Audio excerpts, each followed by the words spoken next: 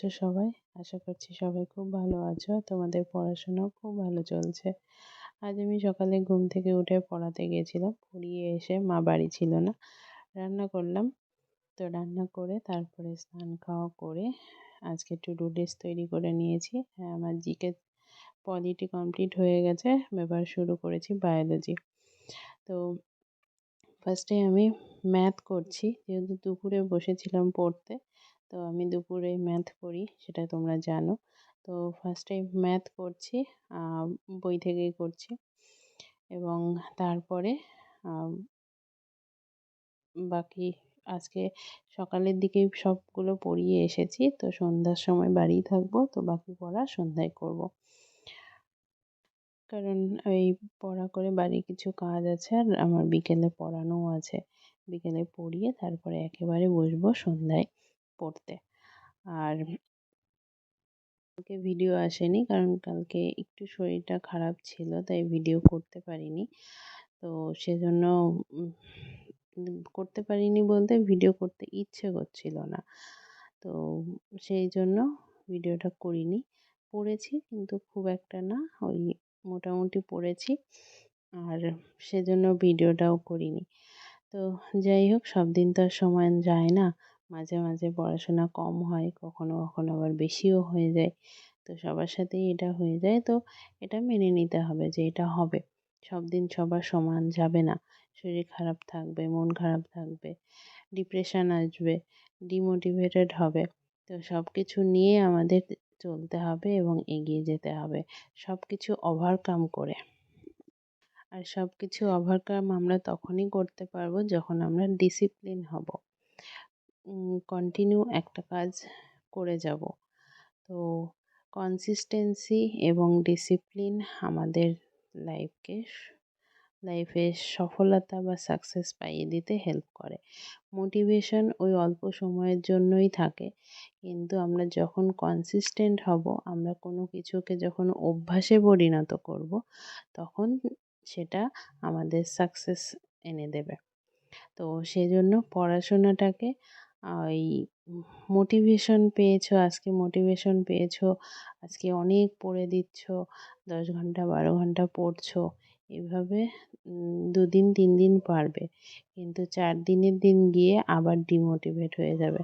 আবার তখন video scroll করবে, রিলস দেখবে, শর্টস দেখবে, দেখে আবার হয়তো কোনো মোটিভেশন একটা ভিডিও পাবে। এভাবে 1 সপ্তাহ, 15 দিন, 1 মাস চলে যাবে। তারপর আবার একদিন একটা মোটিভেশনাল ভিডিও পাবে। তারপর আবার পড়তে বসবে। তো এই সন্ধ্যাবেলায় আমি আবার পড়তে বসেছি, রিজনিং নিয়ে বসেছি। তো রিজনিং আজকে ভাবলাম যে টেক্সট বুক থেকে গ্রুপ ডি এর মক দেব। তো কিন্তু দিতে গিয়ে দেখছি আমার সাবস্ক্রিপশন নেওয়া ছিল, সেটা এক্সপায়ার হয়ে গেছে। আবার সাবস্ক্রিপশন নিতে হবে। তো সেজন্য সেটা বন্ধ করে দিয়ে ইউটিউব থেকে করলাম। বই থেকে আজ আর করতে ইচ্ছে করলো না। ইউটিউব থেকে রোজগার উইথ অঙ্কিত যে চ্যানেলটা আছে, সেখানে প্র্যাকটিস সেট করাচ্ছে এনটিপিসির জন্য। তো সেখান থেকে একটা ভিডিও আমি নিলাম, নিয়ে করলাম। তো ভিডিও থেকে যখন প্র্যাকটিস করা হয় তখন একটু বেশিই টাইম লেগে যায়। সেজন্য আমি একটু স্পিড বাড়িয়ে দেই, 1.5 স্পিড করে 3টা ভিডিও কমপ্লিট করেছি আজকে আমি। তো 100টা জিআই হয়নি, কমই হয়েছে। একটা ভিডিওয় 30টা করে ছিল, তো 90টা হয়েছে। তো সেটা করে রেখেছি। 2 ঘন্টা সামথিং টাইম লেগেছে, যাই হোক। তো তারপরে এগুলো পড়ে তারপরে বসেছিলাম জিকে নিয়ে। আর জিকেতে আজকে বায়োলজি শুরু করেছি। আর এরপর এটা কমপ্লিট করে, এটা তাড়াতাড়ি কমপ্লিট করব, কারণ বায়োলজি পড়তে ভালো লাগে আমার। আর এটা তাড়াতাড়ি কমপ্লিট হয়ে যাবে আমার জানি। তো তারপরে নেক্সট কোনো সাবজেক্ট ধরবো। তো যেটা বলছিলাম, তো যখন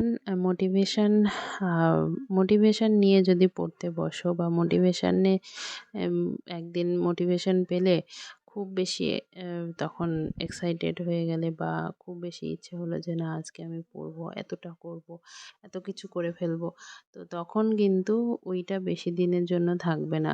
খুব বেশি হলে ১ দিন, ৩ দিন বা ৭ দিন থাকবে। তারপর গিয়ে আবার আগের অবস্থায় চলে যাবে। তো সেই জন্য পড়াশোনাটাকে অভ্যাসে পরিণত করো যে উম আমি এমনভাবে রুটিন তৈরি করো যে আমি ১০টা থেকে ১১টা অমুক সাবজেক্টটা পড়বো, ওই চ্যাপ্টারটা পড়বো।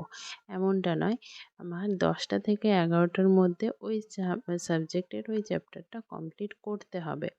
এইভাবে তুমি তোমার রুটিন বা টু ডু লিস্ট তৈরি করো। তাহলে দেখবে মনের মধ্যে এইটা তৈরি করো যে করবো না, করতে হবে। এটা নিয়ে যখন চলবে দেখবে যে ঠিক পড়াশোনা হচ্ছে। আর যখন পড়তে বসবে প্লিজ ফোনটাকে সাইলেন্ট করো, নেট অফ করো, অথবা যদি ফোন থেকে তুমি ক্লাস করে থাকো তাহলে অন্যান্য নোটিফিকেশান সব অফ করে দাও, দিয়ে পড়তে বসো, যাতে অন্যান্য নোটিফিকেশান তোমার চোখের সামনে না আসে। আর যদি আলাদা ফোন থাকে, বাড়িতে অন্য কোনো ফোন থাকে নিজের ফোন ছাড়া, তাহলে সেই ফোন থেকে ক্লাস করো। তো আজকের মতো টাটা, ভালো থেকো।